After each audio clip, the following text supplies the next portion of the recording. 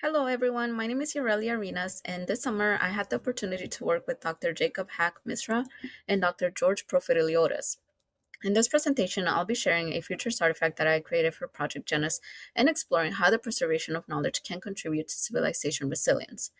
To understand why I created this artifact, we first need to look at the futures framework. Project Genus is an ongoing study that explores Earth's long term future. We often imagine the future as a single linear path where technology continues to advance. I have a picture of the Kardashev scale here because it can reinforce this idea that there is a linear path towards increasingly advanced levels of technology and energy use. Future studies challenges this assumption by considering multiple possible trajectories, including futures where civilizations decline, collapse, or experience repeated cycles of recovery. And once we begin considering multiple futures, the next question becomes what conditions actually cause those futures to develop differently? To build these different worlds, Project Genus uses political, economic, social, and technological factors to establish the conditions of each scenario. These factors are assessed and then combined to create internally consistent future scenarios and help identify not only different civilizational trajectories, but also the potential technosignatures that those civilizations could produce. This in turn helps researchers create tools and consider the technosignatures that could be searched for in exoplanets. The 10 scenarios can then be used to explore questions about the longevity and resilience of technological civilizations. Earth's history shows that civilizations don't simply move continuously forward, they experience periods of growth, collapse, and recovery. Technology may be lost, political systems may change, and infrastructure may collapse. But if knowledge survives, rebuilding may still be possible. That question of resilience becomes especially important in Scenario 8. Scenario 8 is called Ouroboros. It is a hierarchical civilization where technology concentrates resources and power among an elite ruling class. The elite ruling class treats Earth as a factory planet, extracting its resources and using technicians to operate complex systems that are beyond their understanding. As resources deplete, elites enter a hibernation state while everyone else is left to themselves. Civilization collapses and eventually begins rebuilding, creating a repeating cycle of expansion, collapse, and recovery. This cycle has completed twice and is approaching its third collapse.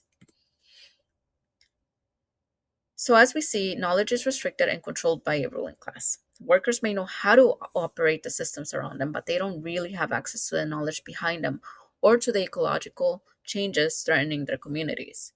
So, resilience isn't just about whether civilization can recover, it's also about who gets a chance at recovery. If knowledge can be preserved without relying on advanced technology and made accessible to everyone, people outside of the elite have a better chance to survive and shape what comes next. In this world, the technicians have come up with an innovative way to give future generations a chance. The technician's manual is dated to around the year 3000. It appears to be a technical document for maintaining parts of a vertical garden. It's made from hemp and mycelium paper with plant and mineral derived inks. Materials that could remain accessible even as more advanced technologies become unavailable to those outside of the elite class. But the manual contains more than what initially appears. On the surface, it attempts to avoid elite detection by appearing as a schematics manual. However, polarized light reveals a hidden layer containing a message written in Old Roman cursive. The message draws on a shared story and symbol among the working class that has been passed down and is inspired by an old short story called A White Heron by Sarah Orne Jewett that emphasizes the importance of protecting the environment rather than treating nature as a factory. The artifact therefore preserves knowledge that can help people question the systems that they have inherited. And that brings me back to the larger question of civilization resilience. This matters because resilience isn't only preserved through technology. Throughout history, people have preserved knowledge through stone tablets, images, and oral traditions. These forms of knowledge can remain meaningful even when the technological systems of a civilization disappear. Today, as society becomes increasingly dependent on digital storage and AI systems, the artifact asks us to consider what happens when those systems become unavailable. The question isn't whether technology is good or bad, but whether enough knowledge remains accessible outside of those systems to help future generations adapt and recover. Ultimately, this artifact is about more than preserving information. In Scenario 8, knowledge is controlled by an elite group and tied to advanced technology. The manual preserves knowledge in a form that can exist outside of those systems of control. That matters for resilience because preserving knowledge gives future generations the ability to question what they have inherited and make different choices. It also connects back to technosignatures. A civilization doesn't have to rely on its most advanced technology to leave a mark. Simple tools, materials, and artifacts can also carry evidence of how a civilization lived, adapted, and preserved knowledge. So let's remember that civilization resilience isn't just about rebuilding what was lost. It's about making sure future generations have the knowledge to choose what comes next. Thank you for watching, and again, thank you to Dr. Jacob Hack Misra and George Profitiliores for their mentorship.